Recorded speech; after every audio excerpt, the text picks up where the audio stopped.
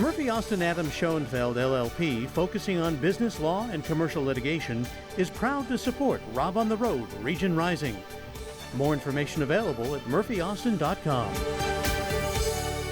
On Rob at Home, Region Rising, the power of music, the personal stories behind two regional conductors. Meet Ari Pelto with the Sacramento Philharmonic and Opera, and Carlos McMillan Fuentes, whose worldwide debut of Concerto de Requiem is a deeply personal journey. Up next on Rob at Home.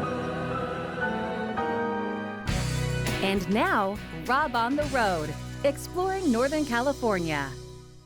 Ari Pelto joins us now on Region Rising. Ari, welcome. Great to see you.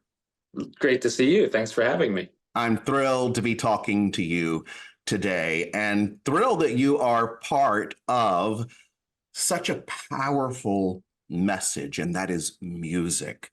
I always feel that an orchestra and its community are a symbiotic relationship. You know, it's the moment of being in the theater together, where the audience, 2,000 people from the community, are sitting, experiencing this thing together with an orchestra that's their orchestra, and identifying and with and enjoying and admiring the level of playing from, you know, playing the pieces of the great masters that we play. I think that's incredibly important. And it's, for me, art, music is the lifeblood of any community. There are many, many things that make communities thrive, schools and health systems and infrastructure and you name it. But I think the arts and music specifically, because I'm a musician and this is what I do, play a central role in the soul of any community. Mm-hmm. And I'm very happy to be at the center of that for the Philharmonic.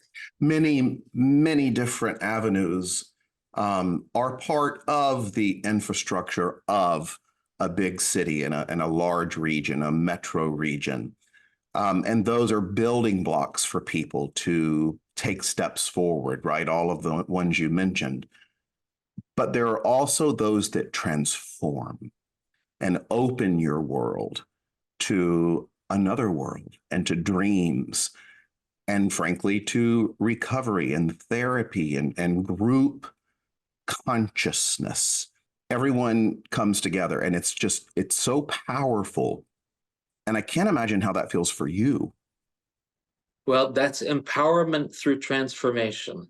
Mm. Right? The idea that everybody comes to the theater or to their workplace or to sit in the first violin section or the cello section of an orchestra or to sit in an office or to sit on the bus.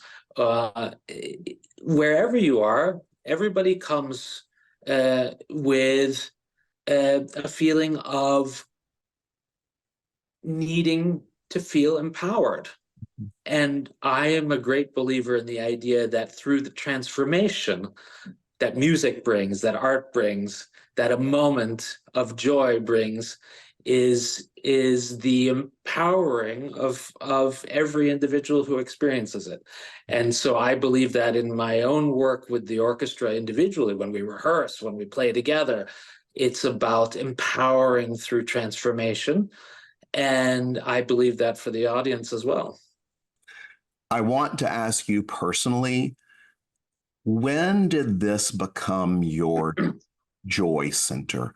When did music inspire you? When I was about 6 years old, I wanted to play soccer. And my mom, who I think very much wanted a son who would be a musician, said, "You're perfectly welcome to play soccer, but you have to start playing violin as well." I always was a musician. And I wasn't, of course, always a conductor. The conducting came later and has its own story. But for me, as I said, long before, I think I was far from I wasn't a wunderkind violinist. I wasn't a prodigy. I worked very hard and I became quite a good violinist.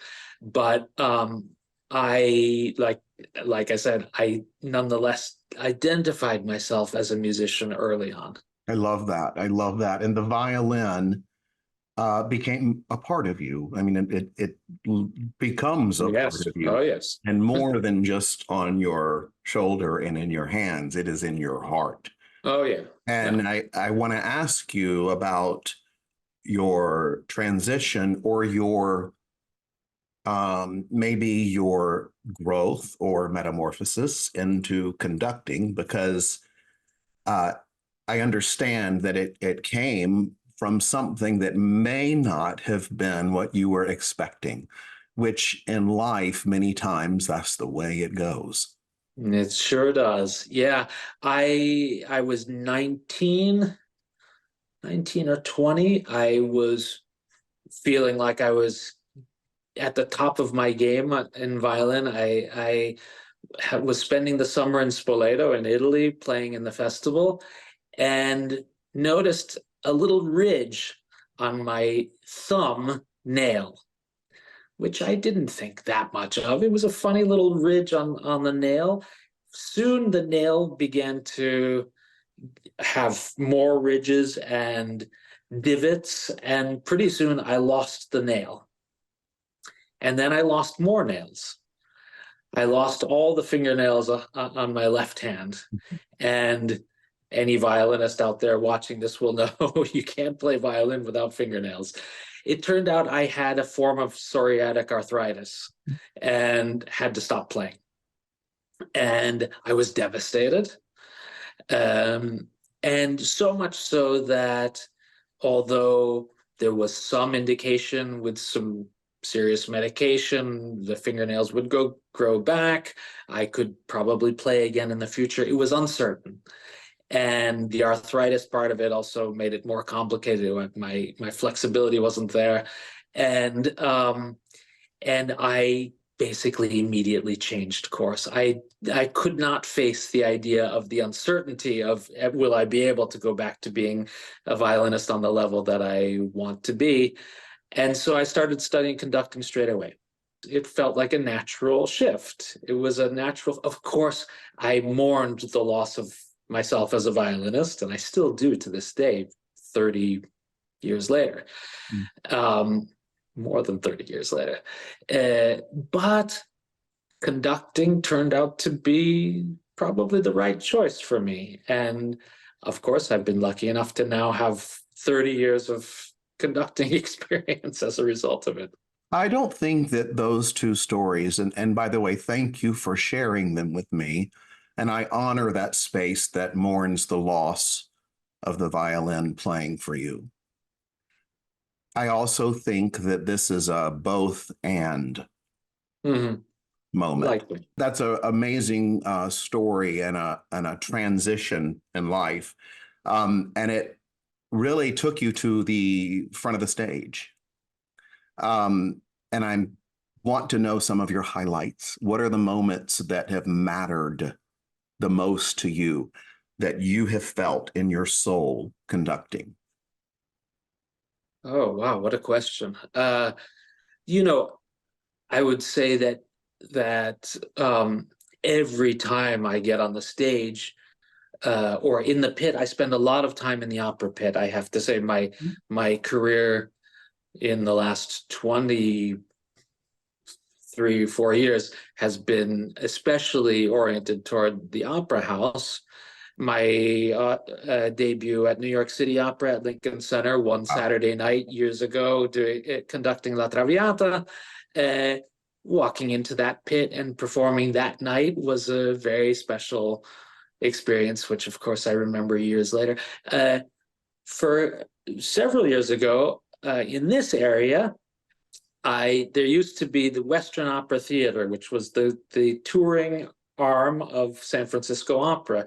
I don't know how many of your viewers might remember that existed. It's been now gone, sadly, for more than 20 years. But I did 2 tours. I did a Così fan tutte tour, and I did a tour of La Bohème, bringing operas to small towns across the country, that was a special joy. Oh, wow. I loved that and cherished the memories of those. So for me, I mean, performing at Lincoln Center or Kennedy Center or in the War Memorial Opera House, of course, those are wonderful, inspiring experiences, and I relish those. But so also are the experiences which are not touted as the most, let's say, important moment in the performing calendar, but ends up being a special night somehow, a special expression, a way of connecting with the audience that you didn't expect, or with the musicians that came new. As we were talking about before, each performance is a unique experience, and they all have their joys. I want to ask you, clear everything we've talked about. We've talked about highs and lows, high notes and low notes in life. But when it comes to you, what must be shared? Music is about love. Music teaches us love, how to express love. And I think that we live in a world where that is quite difficult to express. And to feel that we are allowed and able to express that openly with each other. We get to see it on the big screen or on TV, and it's couched in some kind of storytelling from directors and actors and so on, and so we witness it. But I think that the expression of love between us, between each other, is what music gives us, tells us how to do. And that's what I think, above all things, love is what needs to be shared most. There's healing power in those seats. And as we said in the beginning, empowering and transforming comes from those magical moments. And I thank you for bringing them, because they are so desperately needed. And you are such a welcome to help our region rise. Thank you so much.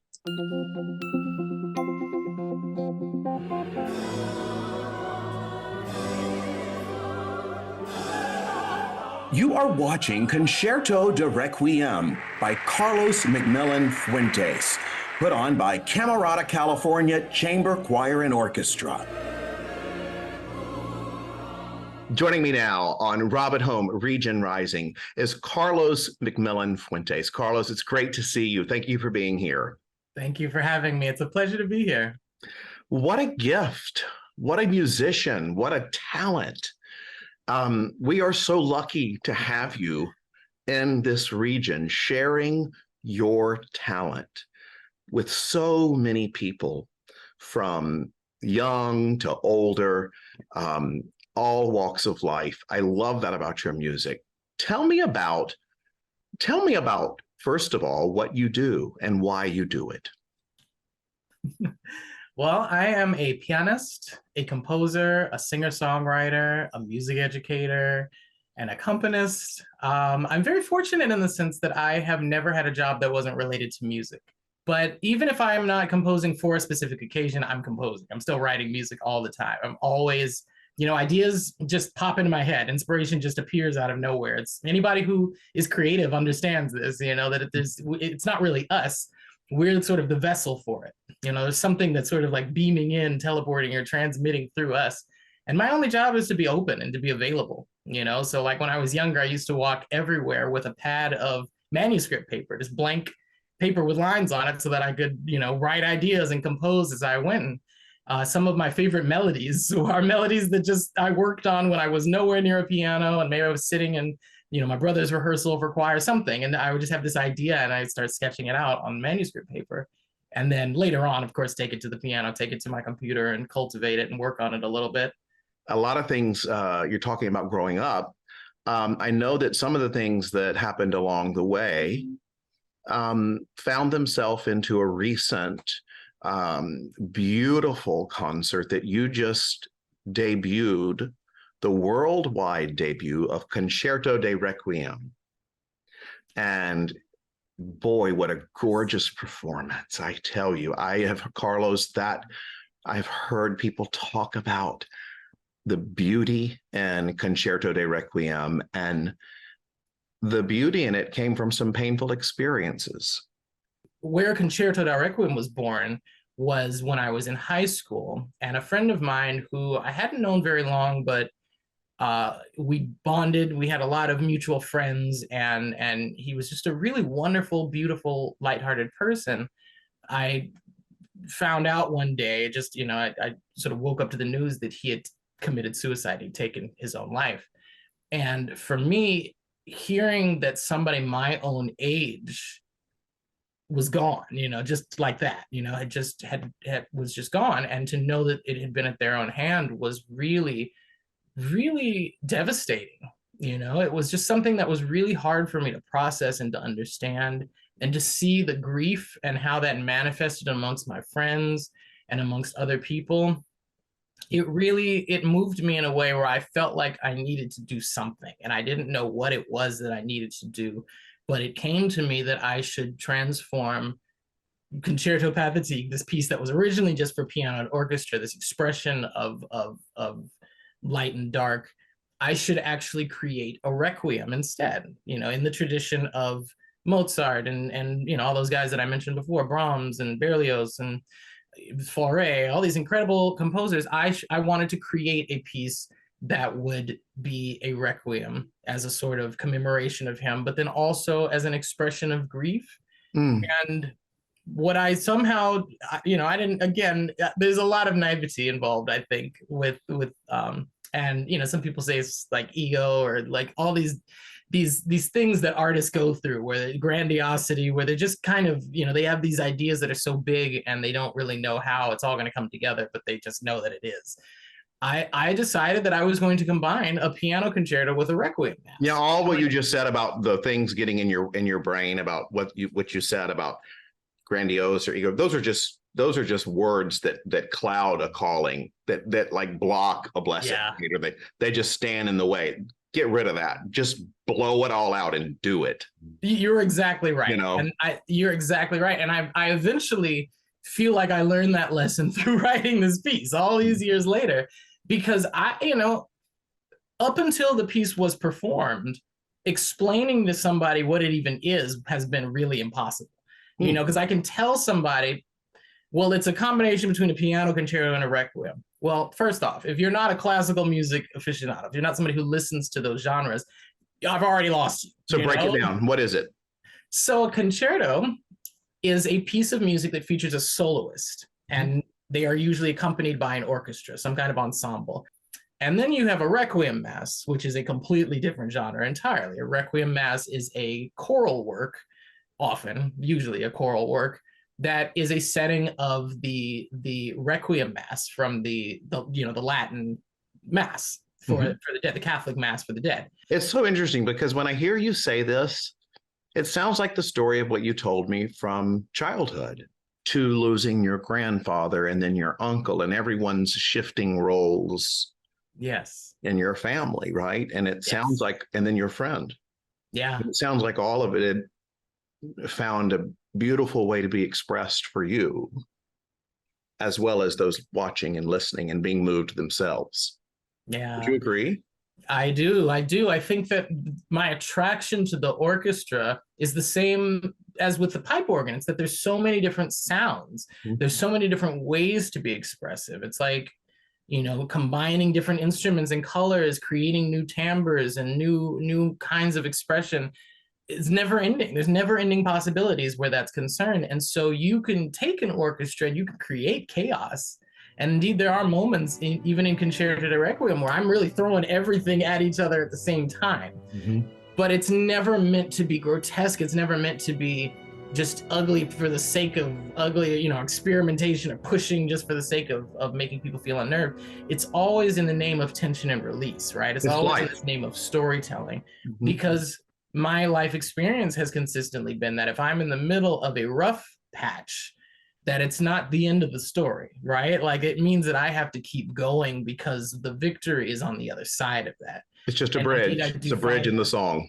Yeah, indeed. That has continually been a thread in my life, is that a lot of times things get the roughest right before a breakthrough, you know, right before things are about to open up in some beautiful way. Suddenly everything is being thrown at me, things I could never have even imagined.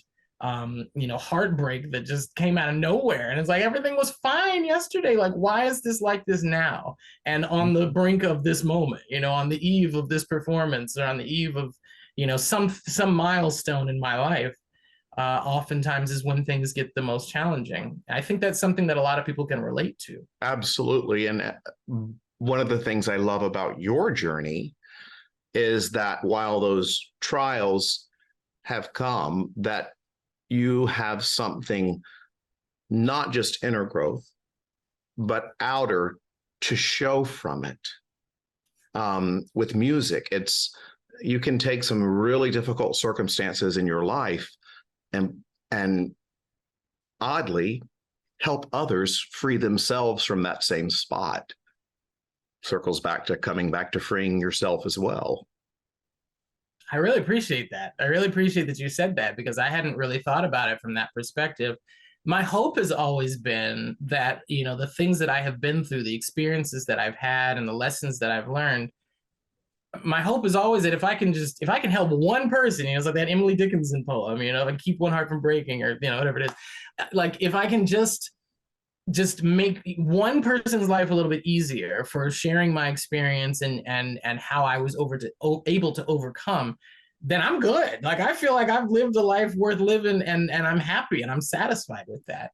And I knew that writing Concerto di Requiem was helping me. I knew that it was sort of my therapy and my way of processing things. But I guess it comes back to that whole idea of just being the vessel, you know, as a composer. Like, the edict in my brain was right. You know, it was just right. Don't worry about any of this other stuff. Just right. Don't worry about how long it's going to be. Right. Don't worry about the orchestra. Right. You know, like, just do the thing. And then here on the other end of it, you know, all of the pieces of the puzzle somehow came together.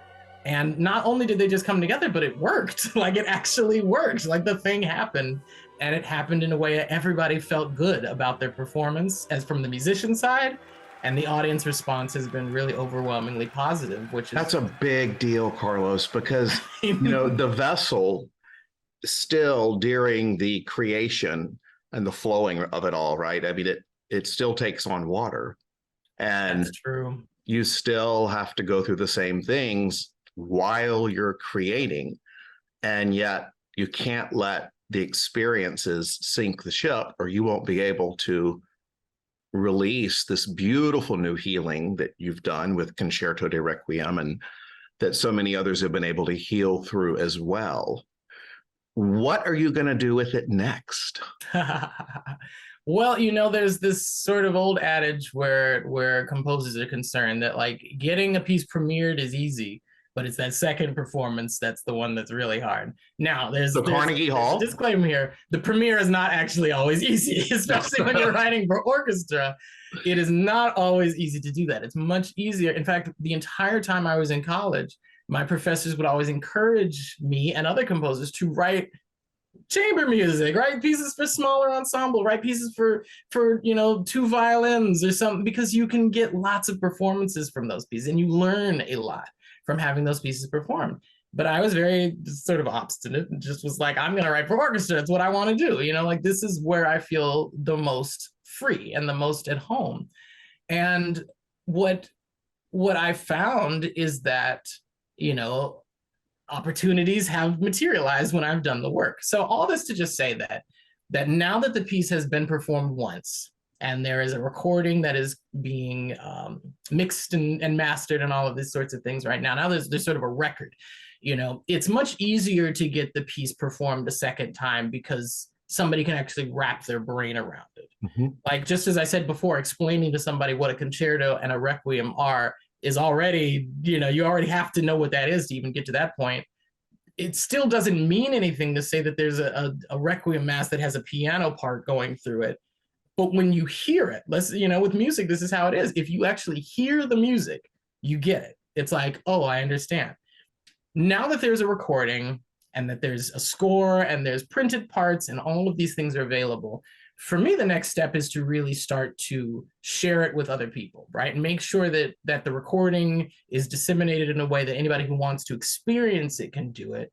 But then also start contacting orchestras and choirs and groups globally, as far as I'm concerned, and just pitch the work. See if there's somebody who's interested in performing it again. It is so powerful to sit and watch and feel you sharing your talents. And I am better off for it. And I know our region is too. So Carlos McMillan Fuentes, artist, composer, pianist, singer, songwriter, all of the above and more. We thank you for being on Rob at Home here. Thank you so much. It's an absolute joy. And I look forward to continuing to share my music with the region.